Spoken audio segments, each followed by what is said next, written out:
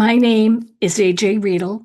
This is Thriving Through, the podcast where each week I have real conversations with self-employed consultants about what it really takes to build a successful consulting business. Today, I want to start with something my guest, Crystal Harrison, told me that really stuck with me. She was working with a client who had just tried to file her taxes in April, and she discovered she'd been charging all her business expenses on personal credit cards. Thousands of dollars of deductions she'd missed. The problem? She had no system for capturing them. So she spent a week pulling her hair out, hunting for receipts, and paying Crystal $2,000 just to organize and file everything. Here's the thing. Crystal said that most of her solo entrepreneur clients are like this. They're not disorganized people. They're smart, capable consultants who just don't have a system that makes financial management easy enough to actually stick with. That observation is exactly why Crystal built SnapTax, a financial management tool that takes 10 minutes a month instead of turning into a nightmare every time you have to pay your quarterly taxes. And in today's conversation, she's sharing not just how she built SnapTax, but the bigger lesson about revenue generating activities versus foundation building work, how to market something when you're competing with billion-dollar companies, and what she learned about her own business by watching how people use her tool. Crystal, welcome to Thriving Through. Welcome to this episode of the Thriving Through podcast. Today, my guest is Crystal Harrison. Crystal, I'm so delighted to have you on the podcast today. Yeah, I'm really excited to be here. Thanks, AJ. What was your path to building SnapTax? So tell us a little bit about SnapTax, your current, what you're working on, and then what what got you started building it? Yeah, great question, AJ. I started off as a bookkeeper. So for 20 years, I had a part-time business helping small businesses, mostly a referral-based business, doing bookkeeping for them. Been doing QuickBooks for probably 25, almost 25 years. And people would come to me saying, I need help. Their books were a mess. I would, spend lots of time getting them all straightened out. And over the years, I kept seeing the same thing happen over and over again. Most of my clients were solo entrepreneurs, independent contractors, consultants, and QuickBooks was overkill for them. Even though I did the books for them, they were still responsible for doing stuff on their side. They still had to, manage their customers and do their own filing of their taxes and those kinds of things. I was just making sure they were entering all the data in correctly and, so that they had clean filings at the end of the year. But my clients just hated QuickBooks. Not because it didn't do the job, but because it was overkill for what they needed. Mhm. And about a year ago, I had a client come to me and she told me, yeah, get hives literally every time I open up my QuickBooks. And I freak out and I close it and then I call you and go, I don't know what to do. And she's like, there has to be something easier than this. She's like, I can't even look at it. It terrifies me. And so I went on a hunt for tools that were easier to use, that had just what solo entrepreneurs needed. And the other side of that was the tax aspect. They would come to me every quarter. I don't know how much to pay. And I would be like, well, I'm not sure how much you have to pay. Let's go look in your books. And I'd have to get a spreadsheet out and calculate and try to figure out this is what you need to pay this quarter. And they'd have to pay me to do that. And so when I was looking for a tool, I was looking for something that was not only easy to use, but also incorporated that tax planning for them for those quarterly tax payments. And there wasn't anything on the market that really fit the bill. Everything was true accounting software that was built for bigger companies that had payroll and balance sheets and inventory and all those kinds of things that they just didn't need. Mhm. And I'm sure your audience probably feels that way, right? Yeah. Yes. consultants. Yeah. They don't need all of that stuff. But they still got to track their books. They still got to pay their quarterly taxes. So about a year ago, I really started thinking hard about this. And I'm not a technical person. I'm a bookkeeper. And I started researching like how I could do this. Do I need to hire somebody to help me build this tool? And with AI coming around the way it was, as I started doing my research, I started figuring out, hey, I might actually be able to do this myself, Mm, which was really interesting because, I, like I said, never done anything like that. And most of the companies that are out there today are technology companies that built something that don't understand the real pains of what my clients were going through. Yeah, and so I had a unique perspective in building this. And when I found the tools that made it possible for me to actually build this, and I actually went through two iterations of tools. My first set of tools were much more complicated, took a long time. And after about 3 months of working with that tool, I went on a hunt for another tool and found one that was better, converted everything over, and was able to I was able to bring everything I wanted to bring to life in SnapTax. Every single feature I wanted, all the simplicity I wanted to drive into it. And it was just so exciting to me to like start building and creating things that I knew were going to be useful for people like your audience. So mhm. that's kind of how SnapTax came around. It was out of a need in the market and a passion to help people, and that's why I built it. Classic entrepreneur mindset. You see a need, you find a solution. That's right. Absolutely. Absolutely. So tell us about one or two of the biggest challenges you've faced building SnapTax so far and how you've worked through them. Yeah, I mean, from a challenge perspective, there's a couple of them that were pretty big for me. One, I thought learning the technology would be a challenge, and that was actually easier than I thought. A lot of help out there for that. Where my challenge came in was the fact that I worked on a referral-based business. I never had to go out and worry about my website being pristine and SEO optimized and all those things. I didn't have to go run Google ads and marketing and do all those things. People just came to me, and in fact, I had more business than I could handle. I had to turn people away.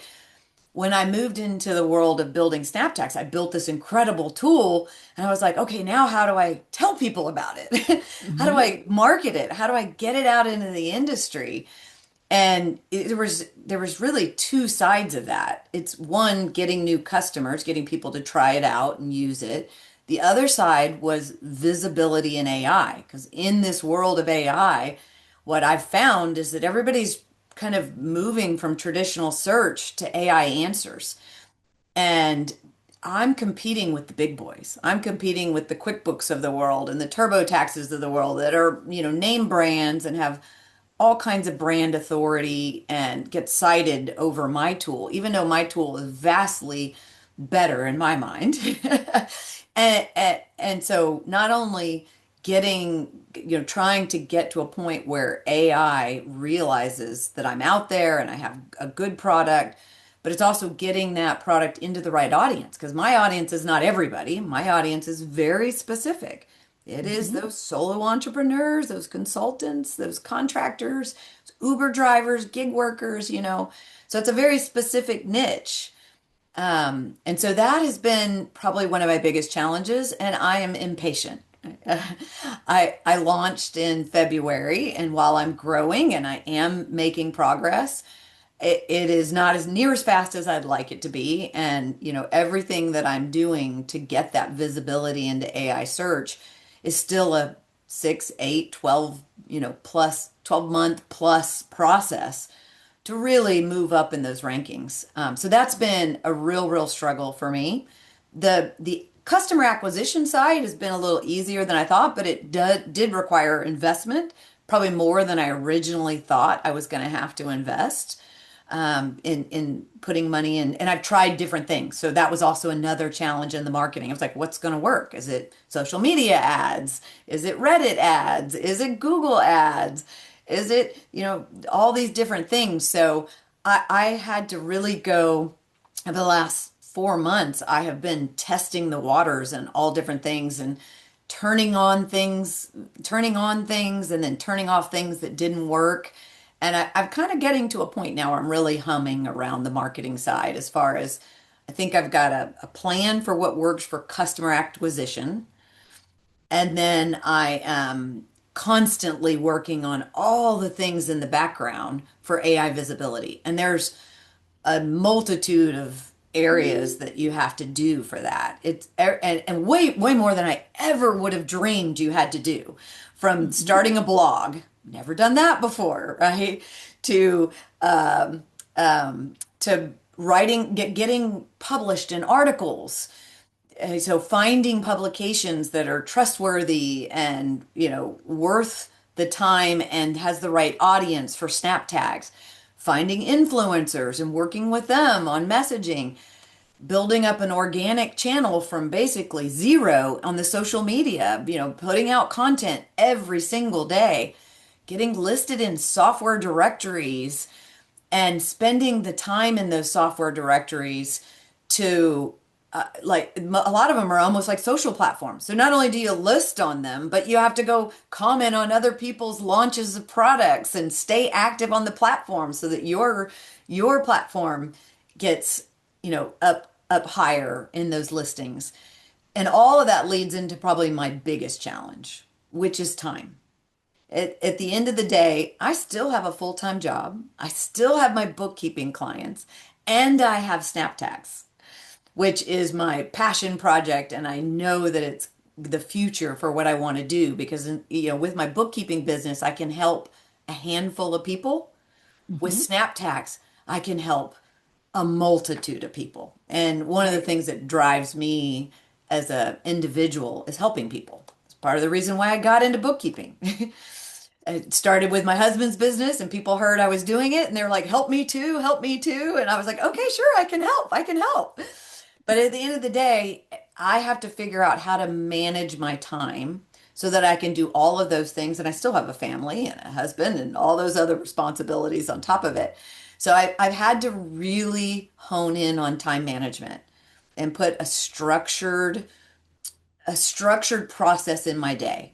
Now, I know I'm going to spend this much time on SnapTax in marketing, and every day I've got a list. Go touch these things, go do these things, go tackle these things, review these things, and I set that time aside, and it's first thing in the morning. It's the first thing I do.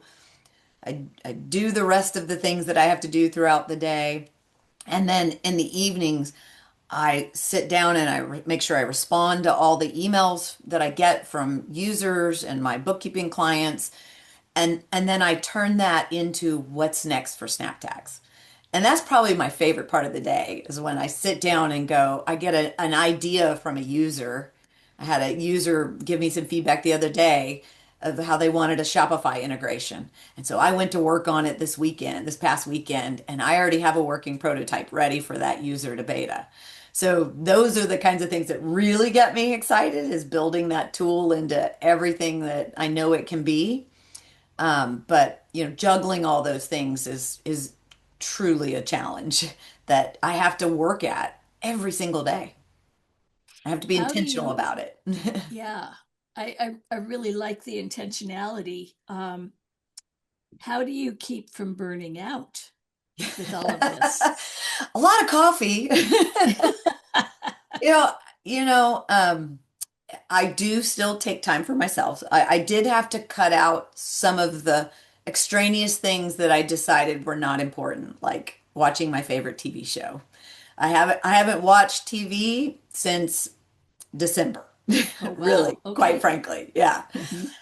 So my husband will walk by me and chirp at what's going on in the news, and that's about all I get for entertainment. I do still set aside, I'm an avid volleyball player, and so that's kind of my time to recharge my brain. So I make sure on the weekends I go spend 2 hours doing that every weekend. And that gets me kind of refreshed and reset for the week. And when I do feel like as I'm going through the day and I'm doing all these things, I take the time to reprioritize. So if I feel like, okay, I can't work till 11 o'clock tonight, because I'm tired and it's Thursday or Friday and I've been doing that all week long. So I'll consciously say, I'm not going to build tonight, right? I'm not going to get on and do something new, and that's okay. It might mean that it's a week later for a feature to come out, but that's okay, especially at the speed that I'm building right now. So I have to consciously monitor my timing and my schedule and prioritize what's truly important, what has to get done right now. And for me, that's always the customer attention. And I know you talk a lot about this, AJ, of it's one thing to get a pipeline of customers in. It's another thing to convert them into clients and to nurture them throughout the process.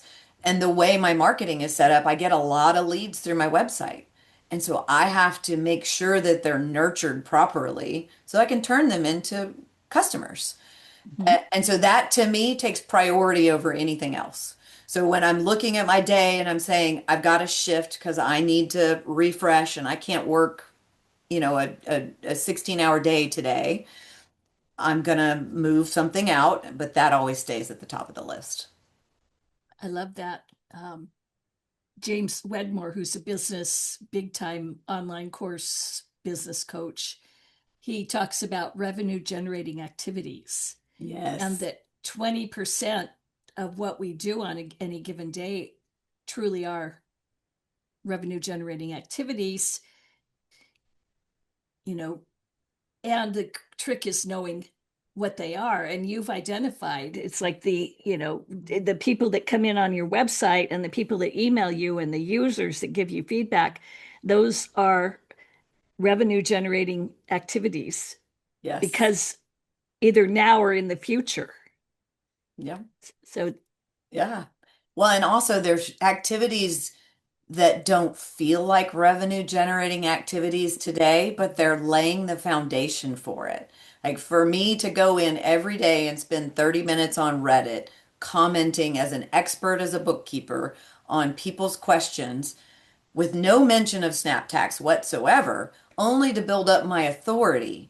Right? mhm, That is something that will compound over time, and I don't necessarily see anything out of it for a while, yes. but it's going to be a revenue generating activity, so I have to prioritize it. I know that that is something that is going to pay off in the long run, so I have to invest in that. And that's good discipline. That's the challenge with revenue generating activities because, like the example you just gave, you're not getting immediate payout from Yeah. that. And that leads me to something you talked about when we did our pre-interview. You talked about your strategy is two-pronged. Yes. Sign-ups on one side, visibility and trust on the other. Yes. So walk us through how you think about the difference and why you can't ignore either one. Oh yeah, yeah. It's the AI visibility part takes time to build. And it's just like the Reddit comment I just made. You spend the time becoming an expert, being known as an expert without trying to be salesy and marketing, and then AI starts to recognize you as an expert. And there's several places where you have to do that.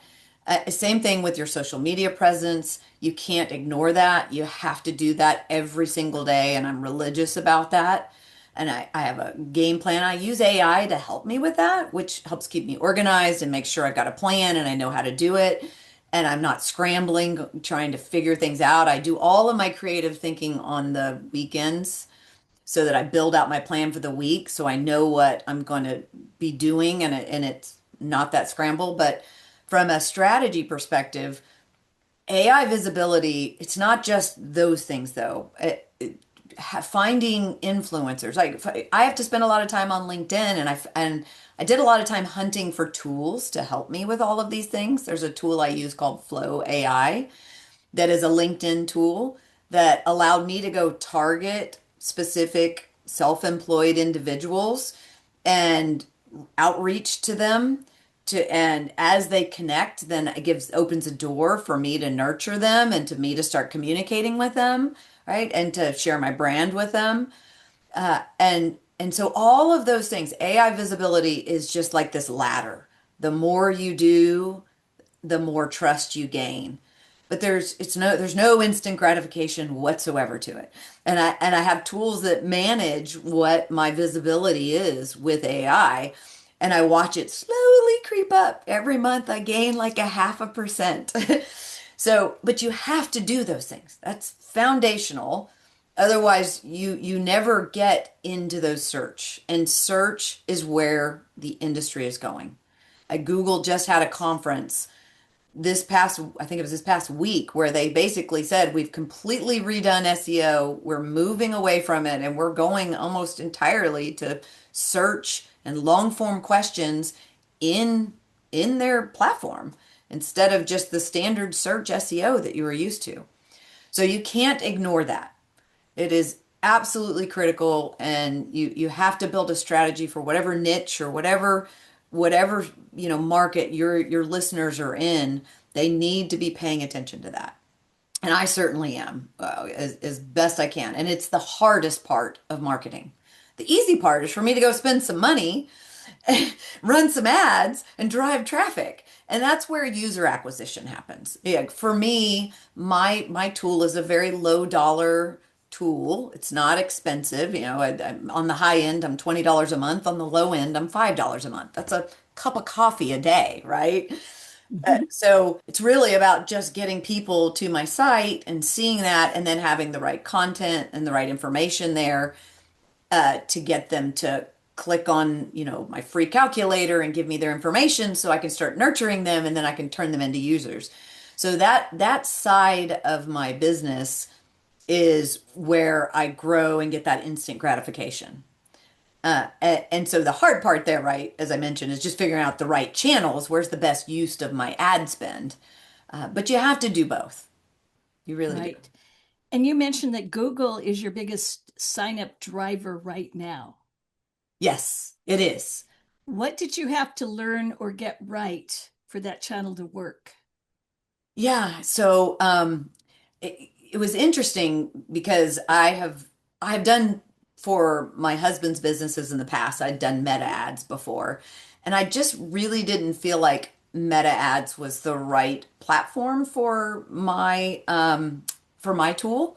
Uh, Because, well, the cost per click and all those things are really, really high. It's very saturated.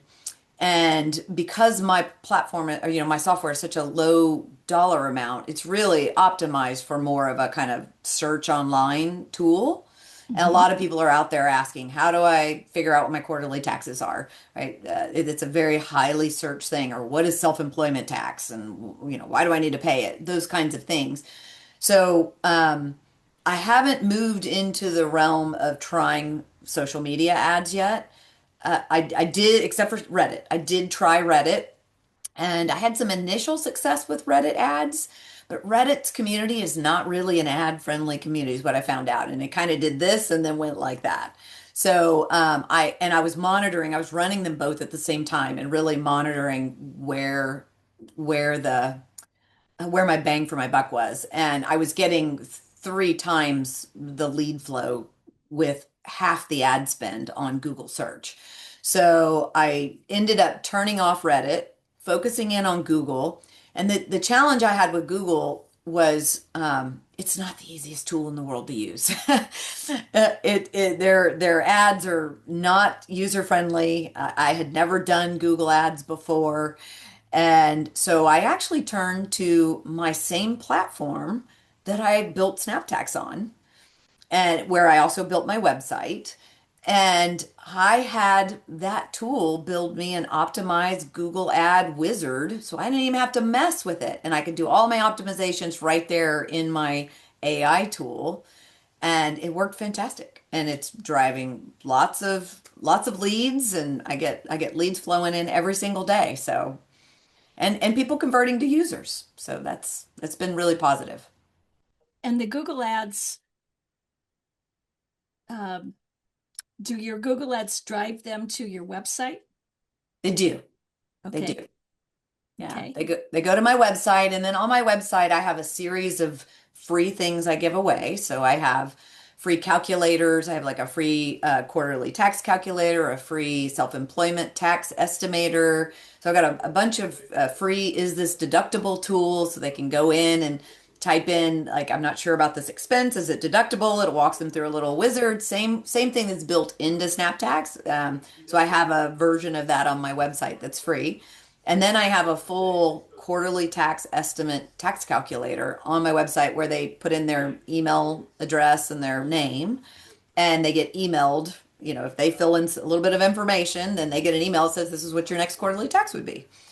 And that's how I capture my leads.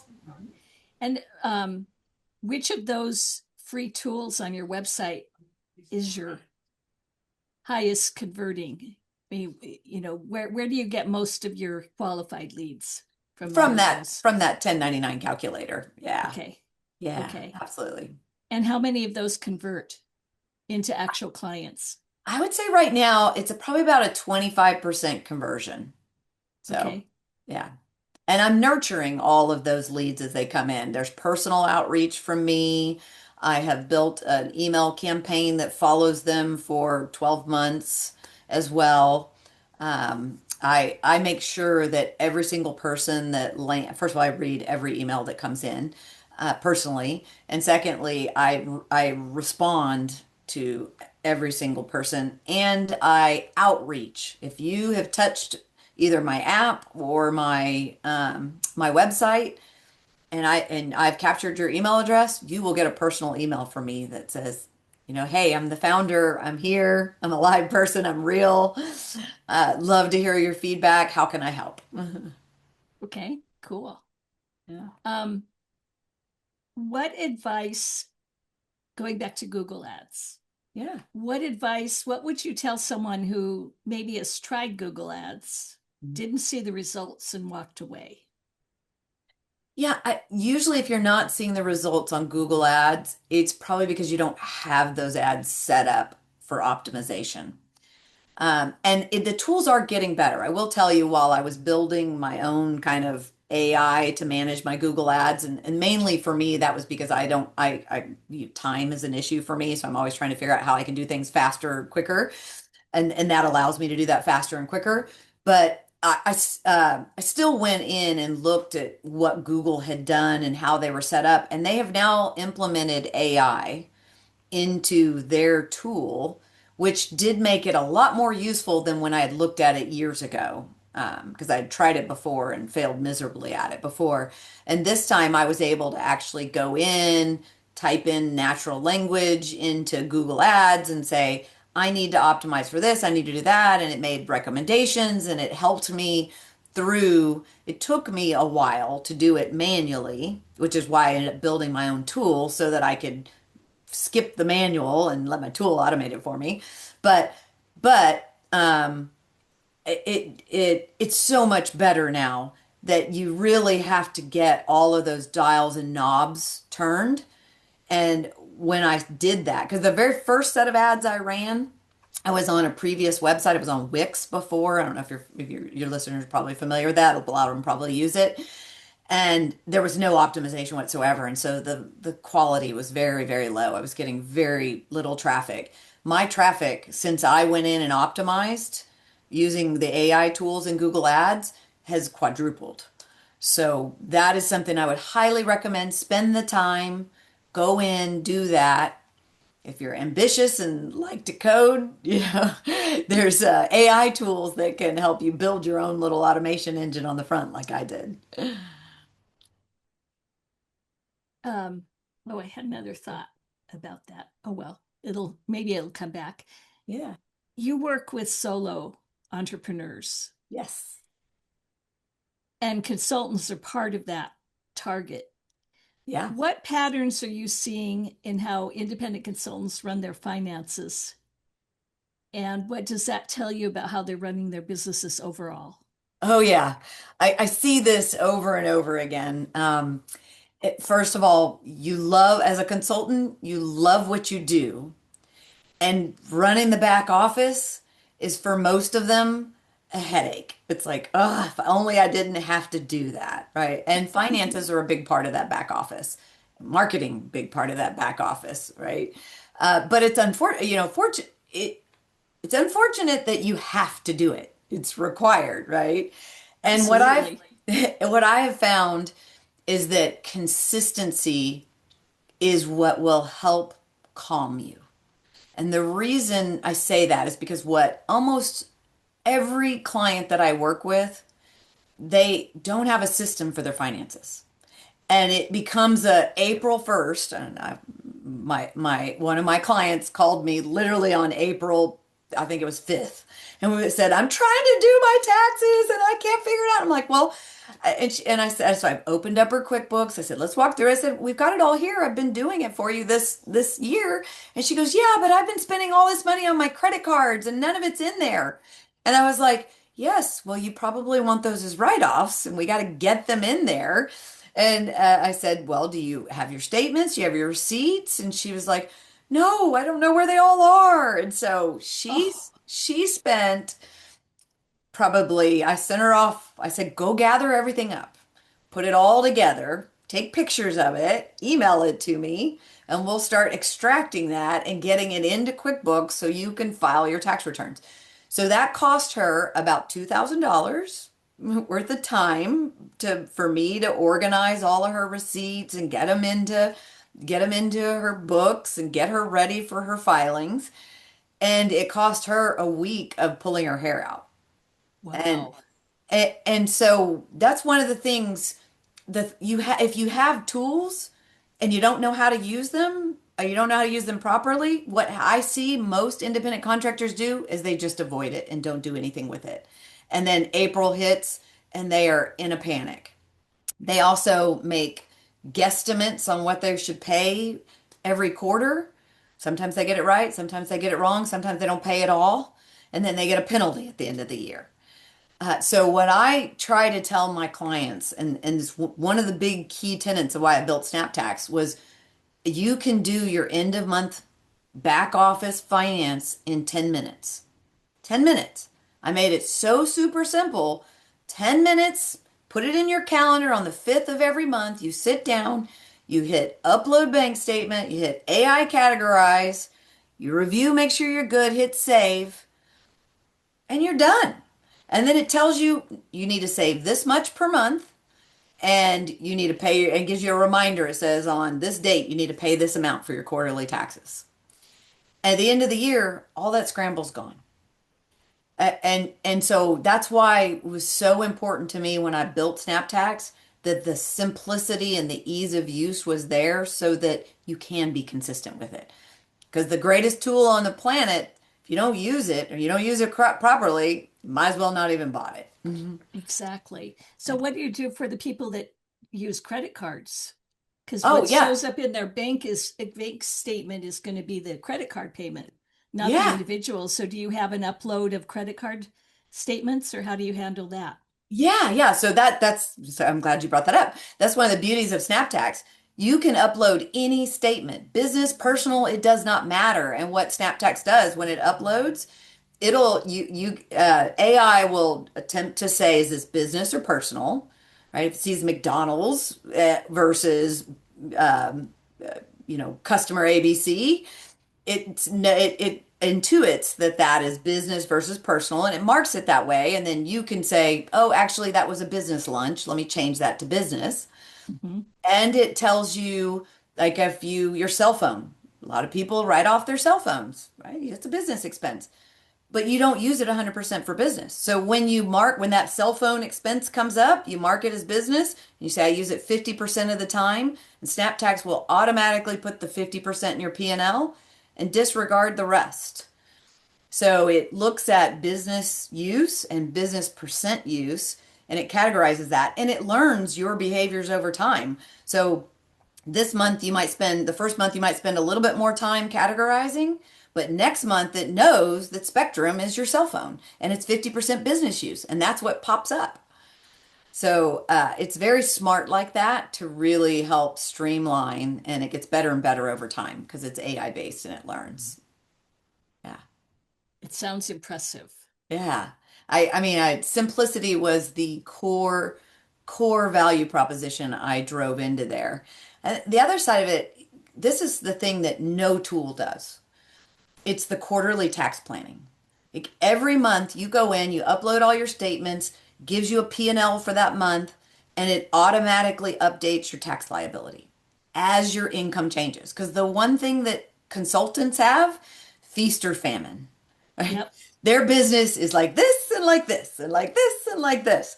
And so your tax adjustment needs to adjust with your income swings. And that's exactly what SnapTax does. And that has been something most people either just ignore it and hope for the best, which in my mind, when you're dealing with financials, hope for the best should never be a strategy. Or they try to do it on a spreadsheet and get it wrong half the time anyway. So Right.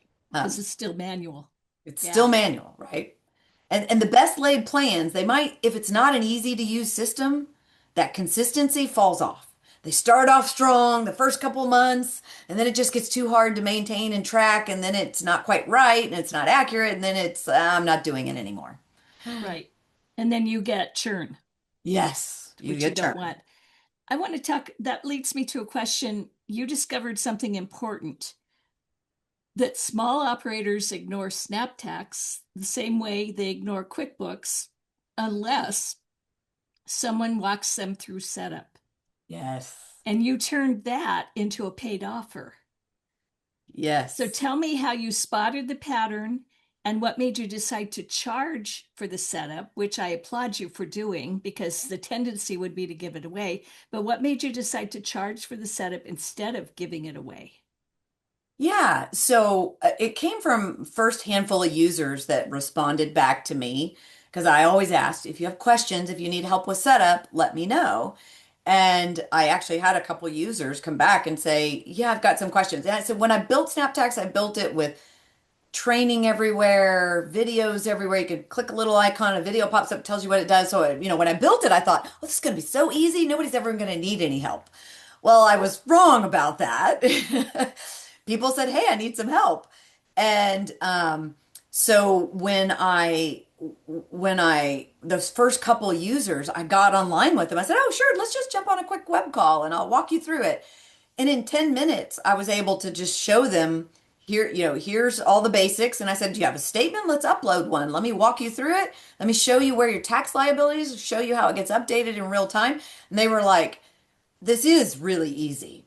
And some people just need a little bit of personal attention, one to make sure the setup is right. And it also helped me because I realized they were like, "Well, I don't understand what this means." I was like, "Okay, I definitely need a helper text right there."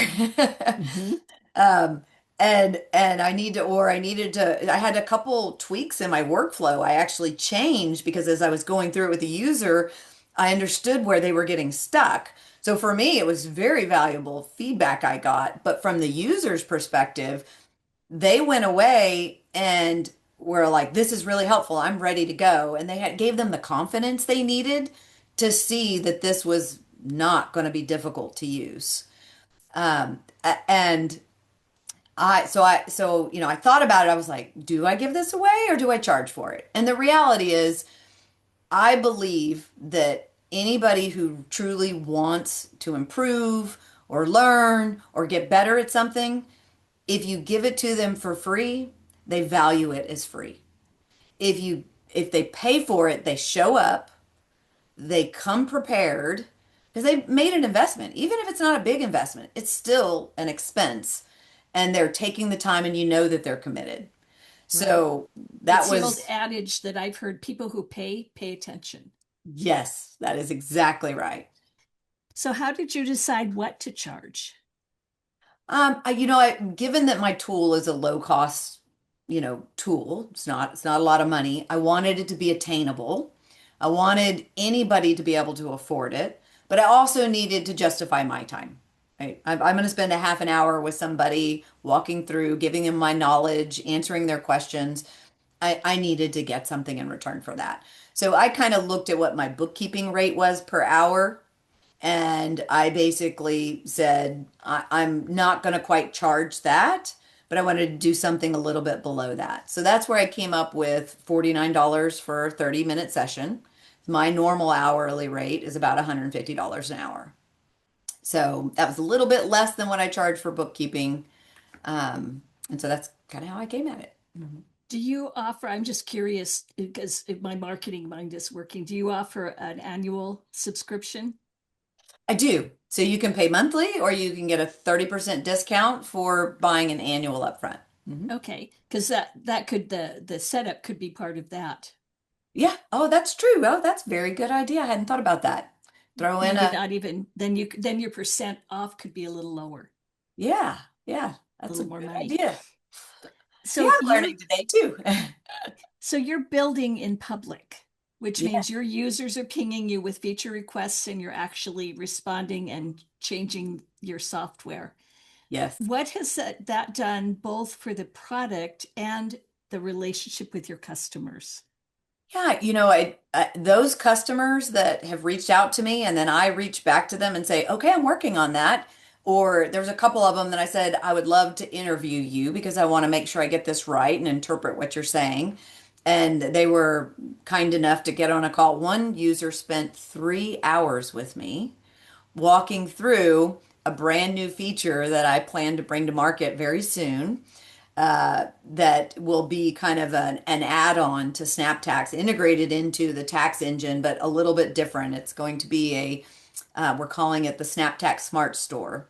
So for those e-commerce uh, users that have a storefront, we're building in kind of a smart PO, smart inventory, and connected to their store and their website to ingest all that, manage that, and then push it all to SnapTags so that you get a complete picture for your back end. So that one took a while, right? Three Mhm. hours, and I'm going to be developing that. And she's like, I want to be your beta user. I want to be your beta user. And so she's offered up a sandbox for me with her Shopify store so that I can connect to it and test and do all of that. So that's been a really great relationship. And now and this was a new user. This was not one of my bookkeeping clients. So, my bookkeeping clients, I have a really good relationship with because, I was on the phone with them every month talking through their books for years for some of them. And those are a lot easier to manage their feedback requests. But a brand new user on my platform who didn't know me from Adam and really took the time to trust me with this feature was so rewarding to me. Really, really rewarding to me. And I've really enjoyed working on that project with her. I've had other users with just small requests, like it would be nice if SnapTax did ABC. And I was like, oh, that's great. And I'd push it out like a day later and I'd send him a note and I'd say, I loved your feedback and I've already deployed it. One of those examples was my child tax credit. I had initially launched SnapTax and I had didn't include a place to put in for child tax credit. And somebody, emailed me and said, or I have a feedback button on my app and said, it would be really nice if you included that in there so I don't have to manually figure that out. And I was like, oh, how did I forget that? I was the very next day, it was there. And the user was like, wow, that was fast. Yeah, Yeah. yeah. So, I'm going to turn to where you're going with SnapTax. yeah. So you launched it in February. Yes. Are you where you expected to be after how many months? 4 months? Yeah. No, I'm not. Okay. If you read all of the AI business plans I built, I was supposed to be way further along than I'm at today. I will impart some of that up to kind of restarting on a new platform, some of it up to not realizing how monumental of a task the marketing aspect was going to be, and the trial and error part that I had to go through. I mean, when you spend 6 weeks just trialing and erroring the different methods to finally land on one that's now producing, that's only been, in play for maybe 2 weeks. Yeah, that slowed me down. The AI visibility part, when I started, I didn't even know that was a thing. So having to learn that slowed me down, right? The software directories, oh dear Lord, that takes an enormous amount of time, and there's a million of them, it feels like. Every other day, I'm like, okay, I got to go sign up for this one now. So you show up everywhere. And now I'm turning my focus to the reviews because I think that's another big trust um, thing in the market. And I finally have users with giving me feedback that are willing to talk about the product. Um, so am I where I told you in the beginning, I'm impatient. So I'm nowhere near where I wanted to be, but I'm highly confident I'm on the right path. I really am. I love that. And what you just talked about with all of the things that slowed you down, it strikes me that the tasks and the learning curve may be different for self-employed consultants, but it is so much so true is that we don't anticipate that it's going to be nearly as hard as it turns out to be. Yes. Yes. It is by far the hardest thing I've had to do. Building was easy. That was fun. This stuff is not so much fun. Yeah. Yeah. Yeah. But So it's a necessary evil. You got to do it. where do you see SnapTax in the next 3 to 5 years? I see us as one of the top producing apps out there. I really do in the financial tax planning industry. I want to own self-employed tax planning tools. I want to be the number one thing that's recommended. And Okay. that's a huge task in front of me, which means Yes. I have to really, really focus in on marketing because that's what's going to get me there. Building the best tool on the planet is not going to get me there. It's focusing on the nurture, focusing on the marketing, focusing on all the things I'm doing and never letting up, being relentless about it. That's what gets me there. Especially because from this question, you could probably tell that I watch a lot of Shark Tank. I love But Shark Tank. you, as your software starts to take off, companies like Intuit are going to mean, they're going to start. I mean, there's nothing that's going to stop them from doing something similar. So Yep. you have to get this authority built pretty darn quickly Yes. to competitively insulate you Yes. from, having being basically steamrollered by one of the behemoths when they, I mean, I think what is interesting about QuickBooks is that QuickBooks did develop a QuickBooks for self-employed. Yep. And from what I've heard from people who use it, it's a nightmare. Yes. And it which is so counterintuitive to me because it's like it's for self-employed. It should be, you know, you shouldn't need someone else to walk you, to do it for you in order to make it work. And, Yes. which is what I think is so fascinating about what you've done is that you've done what QuickBooks Intuit was not able to do. They were, because you started fresh. They Yeah. probably started with QuickBooks and said, how can we sort of dumb it down for Yeah. the self-employed? And That's exactly what they did. And if you look at their interface, it's I mean, I have enterprise clients, bigger clients that have payroll and all those things. Everything that's in my kind of enterprise version, it's almost all there in the solo entrepreneur. And I'm like, they don't even know what a journal entry is. I have to explain that to them. Right? right. It's just it's so overkill. And I think if you look at their messaging, they'll tell you they do quarterly tax estimates. They really don't.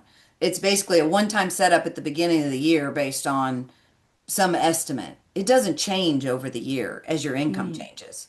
You set it at the beginning of the year and you're done. You don't ever look at it again, and it tells you every quarter based on whatever you thought it was in January. That's what it tells you should be paying. But the reality is your income up and down, up and down. And so it yes. changes quarter to quarter. And it's so important for cash flow and investment strategies for you think about our consultants and our solo entrepreneurs. If you need to go out and invest in equipment or something and you're trying to balance whether I can make this expense or not, and you're looking at your financial health and picture and what your liabilities are, and tax is one of those liabilities. If you don't have the right information up front, you could make a decision that's to your detriment, Right. you know? And And how many solopreneurs know in January what their income's going to be for the year? yeah, they I don't. mean, you're in a great position if you do, but I don't know many consultants that can predict for the year unless they have all retainer clients. Yep, exactly. Exactly. Well, you have given us a special offer. You Yeah. put together a special offer for Thriving Through listeners. Yes. So tell us about those offers Yep. and and then and I'll tell you where you can go. I mean, I guess I'll start out by saying the links that Crystal talks about will all be in the show notes.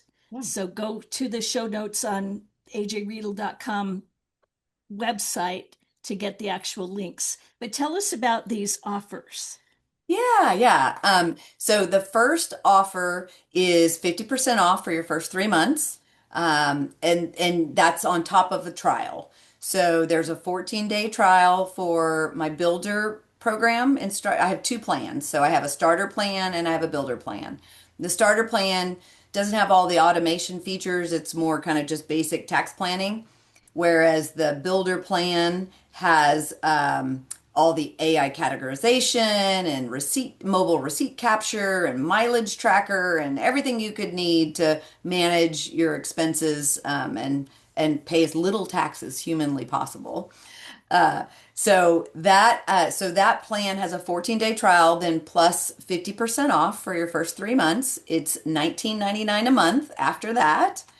So you'll pay 9.99 a month for the first 3 months and then 19.99 a month after that. There's no contracts. You can cancel anytime. I hope that you don't. I hope you fall in love with it and it does everything that I promised that it would. And then to get your listeners off to a great start, I'm offering 50% off on the setup as well. So that $49 turns into $25. So you get to spend half an hour with me. But when we're done, your tool will be set up. You will have entered your first statement, seen how it works, walked through, answered your questions. You'll see your next tax estimate, and you'll be off and running. Cool. And tell us, so you've got a special page on your website. So Yes.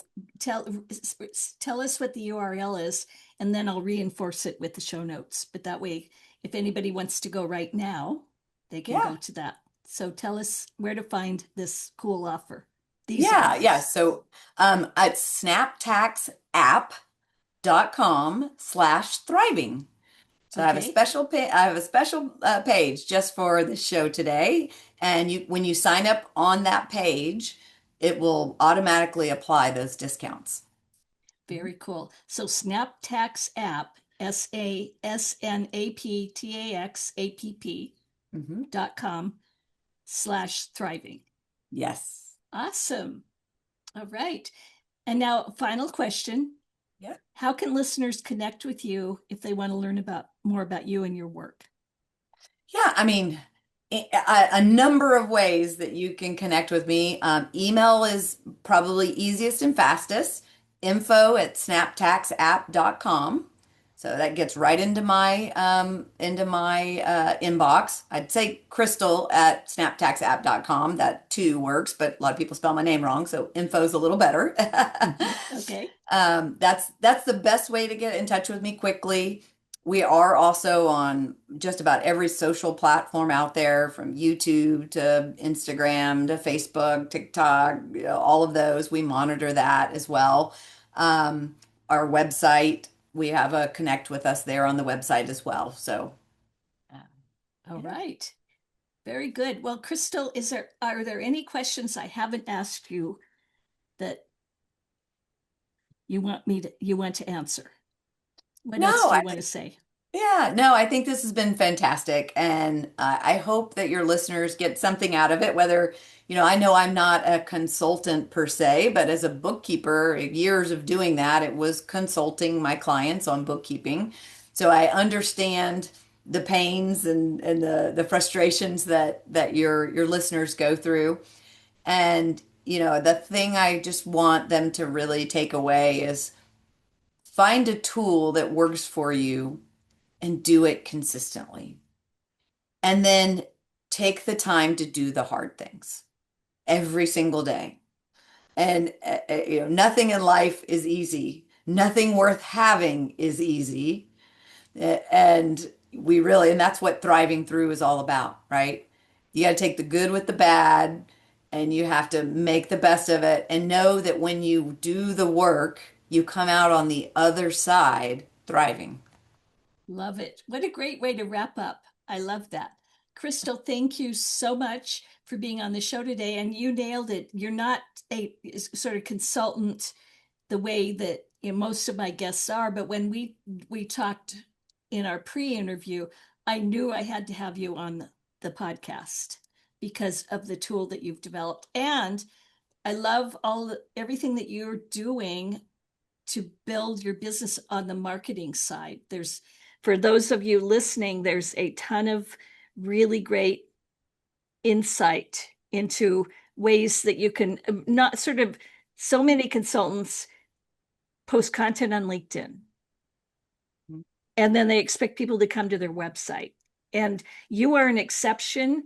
And software, I think, is an exception. But for consultants, they're not going to get leads from their website. Yeah. They're not going to get leads from LinkedIn content. But you have given some ideas of other places that we all need to look to market and get the word out. Yeah. So Yeah, thank I you. mean, yeah, you're right. And posting on LinkedIn is if you get somebody to respond, you got to respond right back, right? You start nurturing. So there's a lot more to it than just posting. Just Exactly. just posting doesn't do it. Exactly. Exactly. Good point. Well, thank you so much for being on the podcast today. Yeah, thank you for having me. And for those of you listening or watching, until next time, keep thriving through. I love how Crystal talks about building SnapTax in public, getting feedback from her users, and shipping features within days. That mindset of listen to what people actually need is exactly what separates consultants who stay stuck with inconsistent income from consultants who scale. Because here's what I see most consultants know how to do their work, they're great at their work. The problem isn't expertise, the problem is that they don't have a system for consistently bringing clients to them. Just like they don't have a system to manage their finances so that tax time is not a nightmare. Before I let you go, if you're doing solid work, but your income doesn't show it, I want to offer you something. It's called the Client Attraction System Assessment. 60 minutes to get clarity on whether you have an actual system for attracting clients or if you're still relying on hope, referrals, and networking. Get clarity on which part of your process needs attention, whether it's how you're finding prospects, how you're staying top of mind, or how you're converting them into clients. And get clarity on the one thing that would shift you from reacting to the market to leading it. This isn't a sales call and it isn't a free coaching session. You'll get a straight diagnosis about where your system stands and what needs to happen next. Before our call, you'll complete the online assessment. It takes about 15 minutes. This consultation is right for you if you're making less than 100K, but you know you should be at 150K or more by now. This is right for you if you've tried multiple marketing tactics and nothing's created consistent results. This call is right for you if you value a straight answer over more trial and error.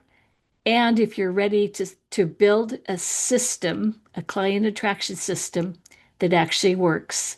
The link to schedule your free consultation is in the show notes. And until next time, keep thriving through.